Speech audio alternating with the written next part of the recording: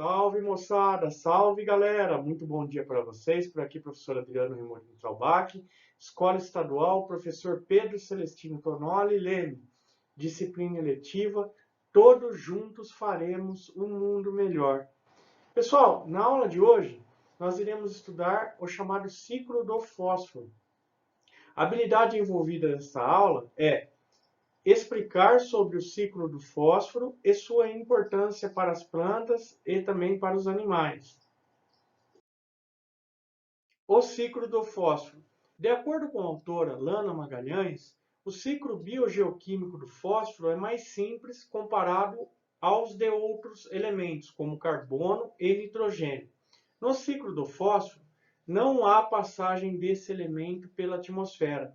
Então, não existe a chamada passagem pela atmosfera, seja em forma de gás ou qualquer outra forma.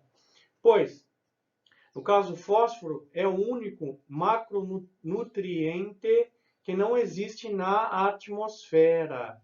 É encontrado apenas em sua forma sólida nas rochas. Apenas um composto de fósforo é importante para os seres vivos. No caso, o chamado íon fosfato. Esse denominado íon fosfato, ele é muito importante porque ele participa do DNA, do RNA, então aquela questão genética dos seres vivos.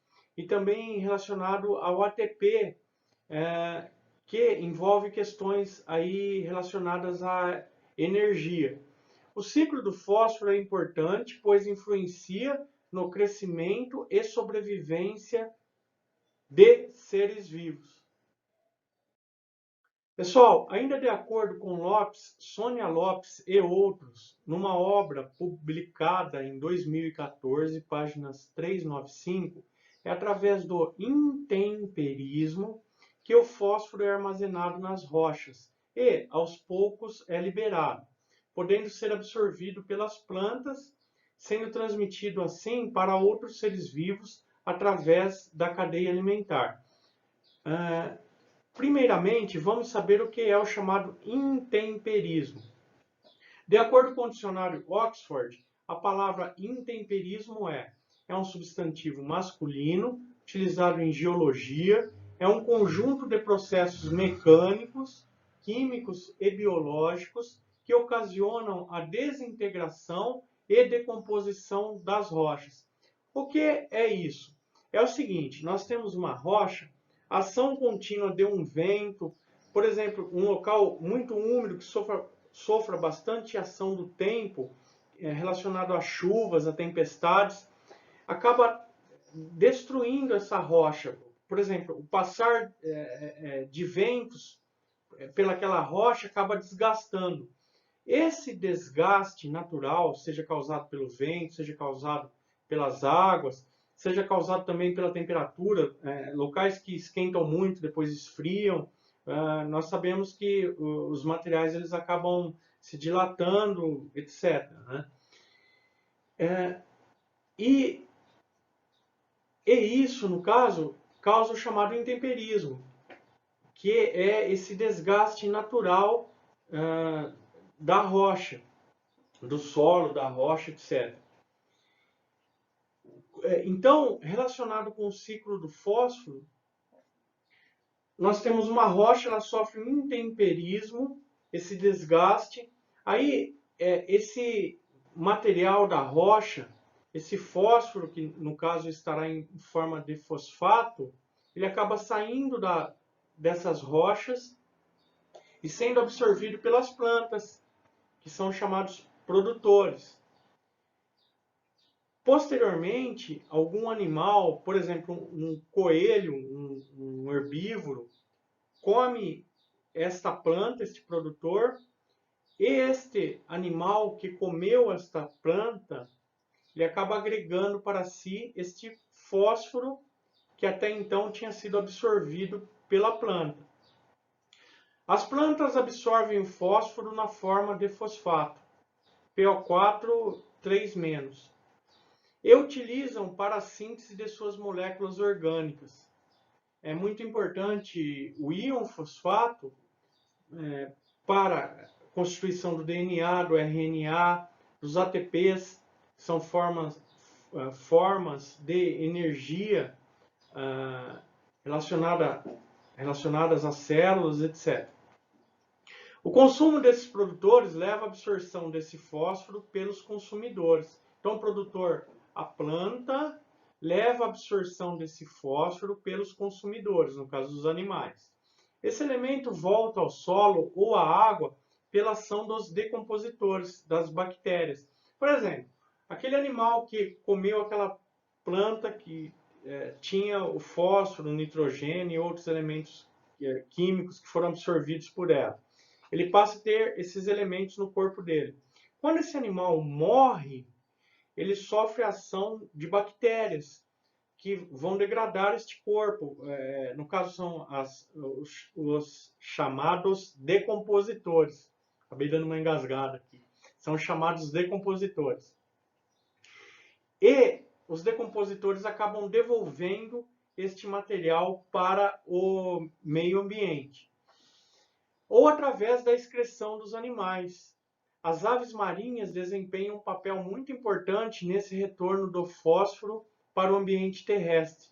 Esses animais alimentam-se muitas vezes de peixes e excretam em terra firme, onde podem se formar grandes depósitos de guano, trazendo fósforo de volta ao solo. Pessoal, as aves marinhas, os morcegos, eles têm as fezes, os excretas deles, são ricos no chamado guano. O guano é um material rico em fósforo, em nitrogênio e outros elementos. E ele foi aprendido pelo homem, que no caso passou a conhecer este material, né? Passou a conhecer a sua importância relacionada à agricultura, principalmente, como fertilizante, como um fortíssimo adubo natural. Tanto que em épocas remotas da história, nós tivemos verdadeiras lutas entre nações para estarem adquirindo o guano, que é esse fertilizante natural. Então, o guano, aves marinhas e morcegos. As fezes de aves marinhas e de morcegos são ricos em guano. No caso, as aves marinhas, elas se alimentam de peixe, depois elas vão excretar, elas vão defecar no continente, em ilhas, em rochas, em montanhas de ilhas. E ali é um local que acaba sendo uma reserva natural muito rica em guano, que é esse importante fertilizante e adubo natural. Pessoal, então aqui vou mostrar para vocês o chamado ciclo do fósforo. Nós temos as rochas, elas acabam aí por ação do vento, de tempestades, de água, elas acabam se degradando, sofrendo o chamado intemperismo, e nesse intemperismo elas acabam soltando o fósforo existente na composição das mesmas, na forma de fosfato. E aí essa rocha que ela se quebra, acaba se degradando e soltando este material fosfato. O fosfato é absorvido pelas plantas e aí algum outro ser vivo acaba se alimentando dessas plantas e ele passa a adquirir o fosfato. Quando esse ser vivo ele morre, esse fosfato é devolvido ao meio ambiente através das bactérias decompositoras. Também aqui nós temos alguns tipos de fungos, determinados tipos vamos dizer assim, cogumelos, que são decompositores, e eles acabam devolvendo este elemento químico, o fosfato, para o meio ambiente. Aqui o fosfato. Esse fosfato também acaba se acumulando aí no fundo de de oceanos. Com o tempo acaba ocorrendo a formação de novas rochas e aí retorna todo esse ciclo. Lembrando que essa parte aqui, quando envolve as rochas, é a chamada parte inorgânica do ciclo do fósforo. Quando essa parte envolve os animais, já é a parte orgânica do ciclo do fósforo. Pessoal, nesse outro slide, nós temos aqui novamente o ciclo do fósforo. Lembrem que eu falei para vocês que na parte das rochas, nós temos a parte inorgânica do ciclo do fósforo. Está relacionada à degradação das rochas aí por efeito das águas, das chuvas, dos ventos que degradam estes materiais. Então, aqui é o chamado fosfato inorgânico. Esse fosfato acaba saindo dessa rocha, ele é absorvido pelas plantas, que são aí os produtores, chamados os produtores na cadeia alimentar. Ele é absorvido pelas plantas, aí ele é digerido, ele é absorvido por algum animal, esse animal morre e ele é devolvido ao meio ambiente através da ação dos decompositores, que são os fungos, as bactérias, etc. Essa parte aqui é chamada parte orgânica do ciclo do fósforo. Nós também temos a parte orgânica quando, por exemplo, o peixe que se alimenta de alguma planta que absorveu o fósforo, o fosfato, ele se alimenta dessa planta, aí alguma ave marinha, principalmente, se alimenta do peixe e, ao excretar as suas fezes, ao defecar, a ave acaba formando uma reserva chamada orgânica de fosfato, que é o guano, que, como eu comentei com vocês, o guano ele é muito importante como um fertilizante, como um adubo natural. Então esse também é o chamado ciclo orgânico do fósforo. E aqui nós temos a parte inorgânica do ciclo do fósforo, que no caso diz respeito à degradação das rochas através da ação das chuvas, dos ventos, das chamadas intempéries. Numa escala de tempo geológico, a ação do clima nas rochas adiciona fósforo ao solo, podendo uma parte dele atingir os lençóis subterrâneos ou oceanos. E aí, no caso, ele acaba sendo absorvido pelas plantas e posteriormente pelos peixes e as aves marinhas que irão se alimentar destes peixes. A formação de montanhas pode ser responsável pela transferência desse fósforo para a superfície.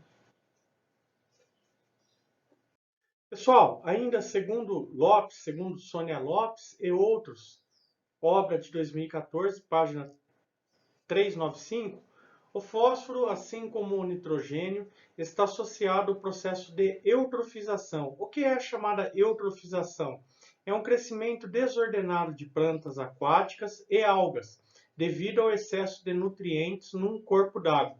Por exemplo, se o corpo d'água tiver excesso de nitrogênio, de fósforo, esses elementos químicos, as algas, as plantas aquáticas, elas vão ter o alimento ali neste corpo d'água e elas vão se multiplicar desordenadamente. Por isso que nós encontramos, por exemplo, lagoas com excesso da coloração verde na água, excesso de algas existente naquele corpo d'água, naquela lagoa.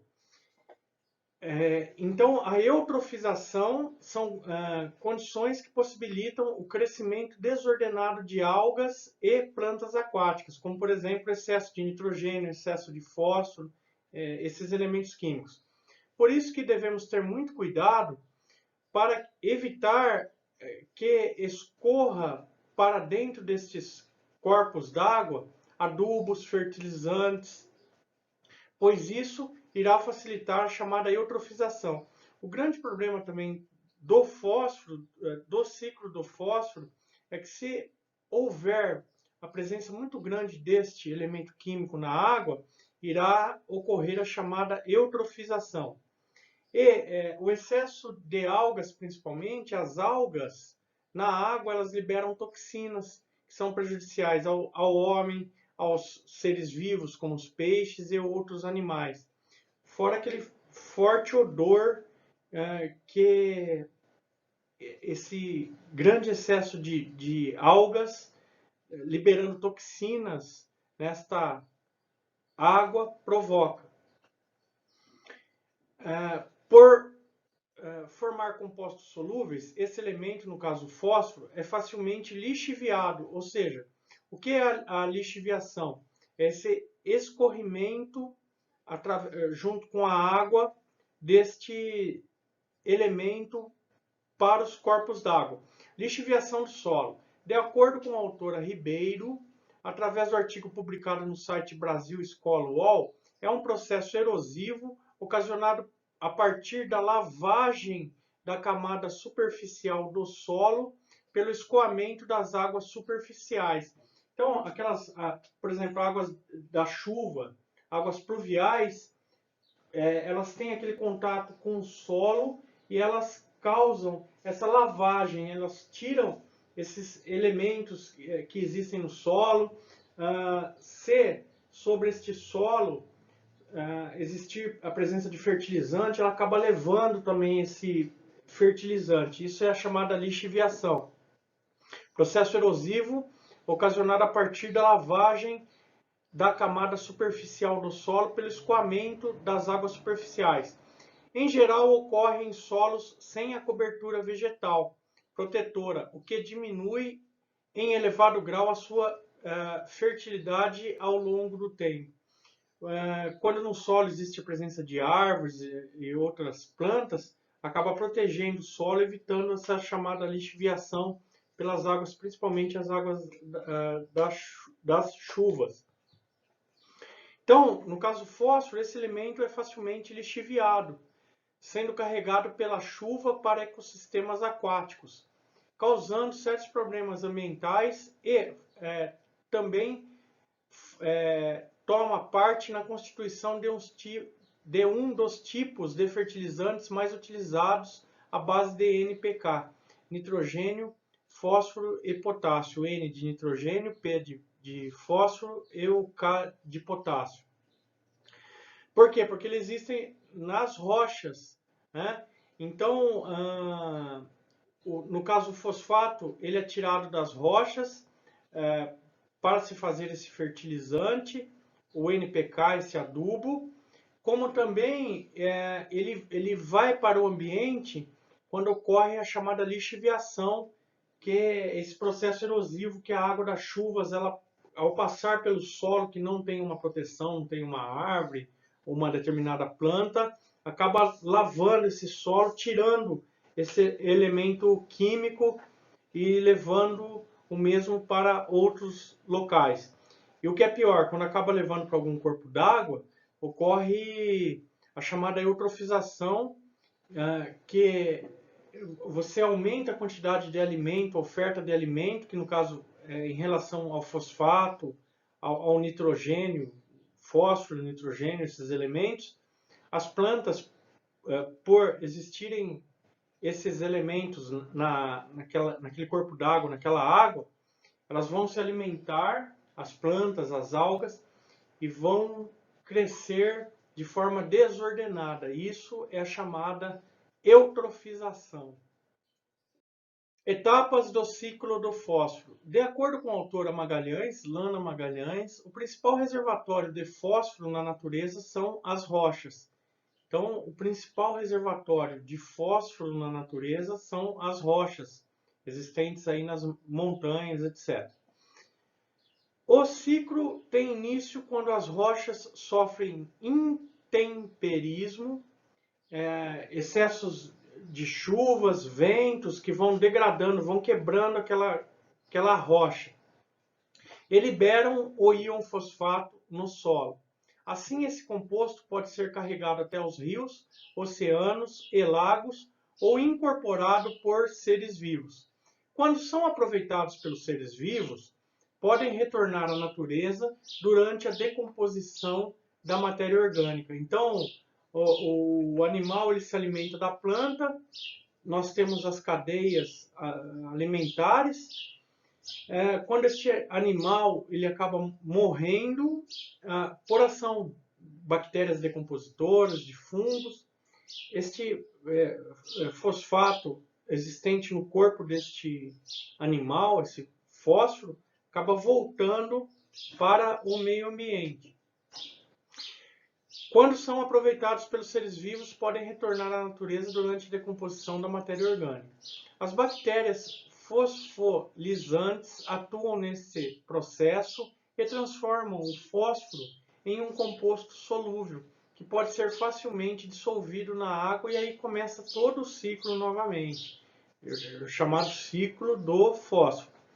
Fósforo pode ser levado para os rios, lagoas e mares. Em ambientes aquáticos, o fósforo pode ser aproveitado pelos seres vivos ou sedimenta-se, ele vai se acumulando no fundo desses corpos d'água, de oceanos, etc., e ser incorporado às rochas em formação. Com o passar do tempo, as rochas sofrem intemperismo e o ciclo recomeça. Pessoal, então, de acordo com a autora Alana Magalhães, assim o ciclo do fósforo pode ser diferenciado em dois aspectos relacionados a escalas de tempo. O chamado ciclo de tempo ecológico, que ocorre em um tempo relativamente curto. Acontece quando uma parte dos átomos de fósforo é reciclada entre o solo, plantas, animais e decompositores, aquela parte orgânica do fósforo. Então, ciclo de tempo ecológico. E o chamado ciclo de tempo geológico, geologia, rochas, ocorre durante um longo tempo. Acontece quando outra parte dos átomos de fósforo é sedimentada e incorporada às rochas. E aí o tempo geológico, que é um tempo longo. Então nós temos esses dois ciclos relacionados ao fósforo. O ciclo de tempo ecológico, que é a parte orgânica do fósforo, os animais, as plantas, os animais comendo as plantas que absorveram aí o fósforo da natureza, o fosfato. E o ciclo de tempo geológico, relacionado à parte inorgânica do ciclo do fósforo, que é relacionado às rochas. Aqui eu trouxe para vocês também um esquema do ciclo do fósforo. Fosfato na rocha, ele acaba se degradando pelo intemperismo, a lixiviação, ele vai para o solo. Aí este fosfato encontrado no solo, ele é absorvido pelos vegetais. Os animais se alimentam desses vegetais e adquirem esse fosfato que os vegetais adquiriram do solo. Quando esses animais eles morrem, acaba por ação dos decompositores, as bactérias, os fungos, devolvem esse fosfato retirado dos animais, das plantas, para o solo. Nós também temos o fosfato nos mares, toda uma cadeia alimentar, a rocha, por processos de intemperismo, de lixiviação, o fosfato acaba indo para a água, ele é adquirido através das algas. Os peixes se alimentam dessas algas, aí eles adquirem o fosfato. As aves se alimentam desses peixes, aí elas adquirem esse fosfato. E através dos excretas, das fezes das aves marinhas, o guano, que é proveniente das aves marinhas, também aí dos morcegos, ele acaba voltando para o solo. Por quê? Porque as aves marinhas elas vão fazer os seus excretas, as suas fezes, elas vão defecar aí nas rochas, no alto aí das montanhas, das ilhas, e o fosfato acaba voltando para o solo e aí o ciclo todo ele recomeça. Então, tanto através aí do fosfato das rochas, a parte orgânica também, ok?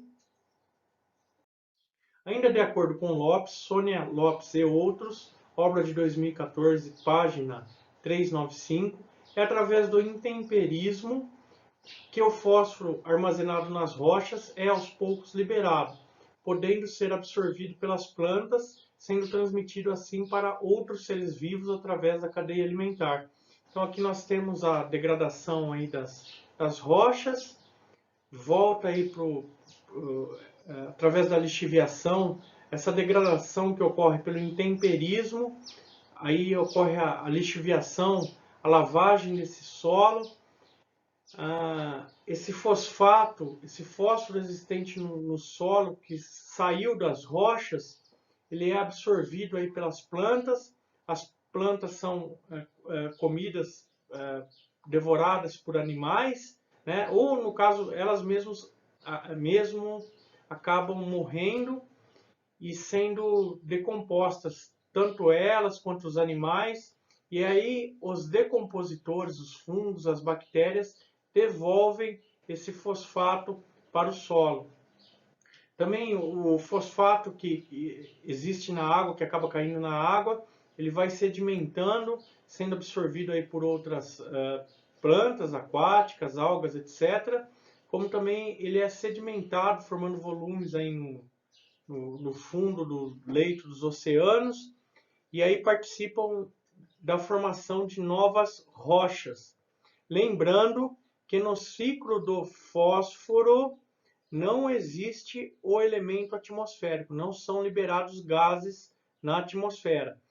Esta seta aqui é somente para demonstrar a formação de novas rochas através da sedimentação que é formada aí no interior, no fundo dos oceanos, etc., relacionada à quantidade de fósforo, de fosfato existente. Pessoal, eu trouxe para vocês, a título de curiosidade, quais as funções do adubo do fertilizante conhecido como NPK. Para que ele serve? Quais as suas funções para as plantas?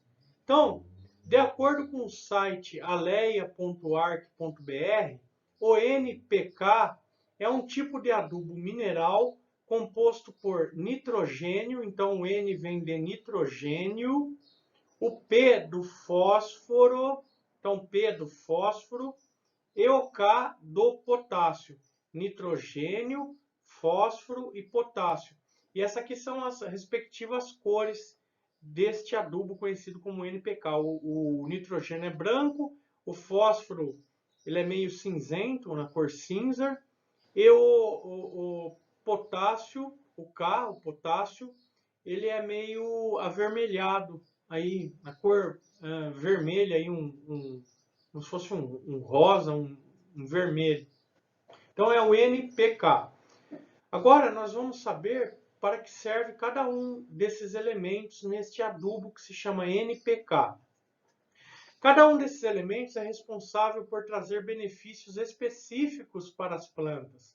É importante saber quais são esses benefícios para aplicar o adubo correto em cada momento. Então vamos para o N, o nitrogênio, que é na cor branca.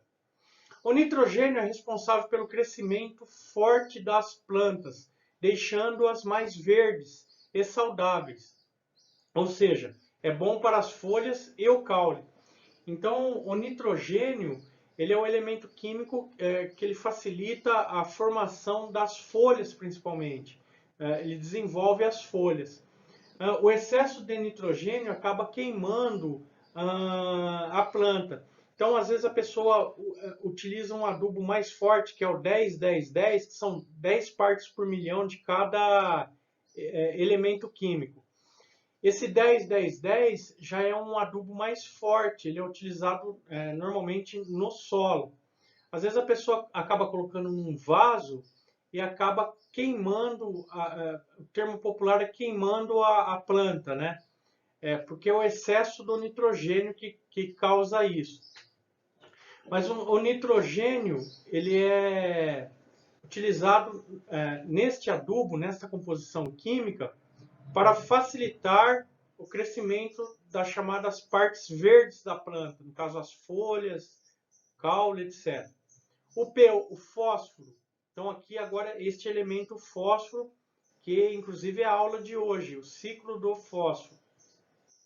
O fósforo é muito benéfico para a floração, então para ajudar a planta a produzir flores, a frutificação, os frutos e enraizamento. Então vocês observem a importância do fósforo, que é o tema da aula de hoje, para as plantas. Ele é benéfico para a floração, flores, frutos, frutificação e enraizamento. Portanto, quanto mais desse elemento aplicado durante o plantio, melhor. Por isso que houveram verdadeiras disputas entre países quando eles descobriram o guano, que é um fertilizante, um adubo natural proveniente das fezes aí de aves marinhas e de morcegos. Também é rico em fósforo e é rico em nitrogênio, o guano. Vocês observem a importância dele para as plantas. Ele é muito benéfico para a floração, as flores, a frutificação, os frutos e enraizamento. Portanto, quanto mais desse elemento aplicado durante o plantio, melhor. Já o potássio, o K, que é este elemento na cor vermelha, aumenta a qualidade e resistência das plantas, deixando-as fortes para resistir ao pisoteio e aos danos de pragas e doenças. Então ele dá uma certa saúde aí para as plantas. Então esse é o nosso NPK, o nitrogênio, o fósforo e o potássio. O fósforo, elemento químico, o símbolo dele é o P. Então o P é o fósforo que nós vimos hoje na aula, nesta videoaula, o ciclo do fósforo. E é utilizado na composição deste importante fertilizante, deste importante adubo, que é o nitrogênio, fósforo e o potássio. Pessoal, aqui estão as referências de onde foi extraído o texto da videoaula de hoje. Espero que vocês tenham gostado dessa videoaula. Se vocês gostaram, deem o seu joinha. Não se esqueçam de seguir o professor Adriano Remolini Traubach. Se inscrevam no canal, no YouTube, canal Professor Adriano Remolini Traubach. E um grande abraço para vocês. Até a próxima aula.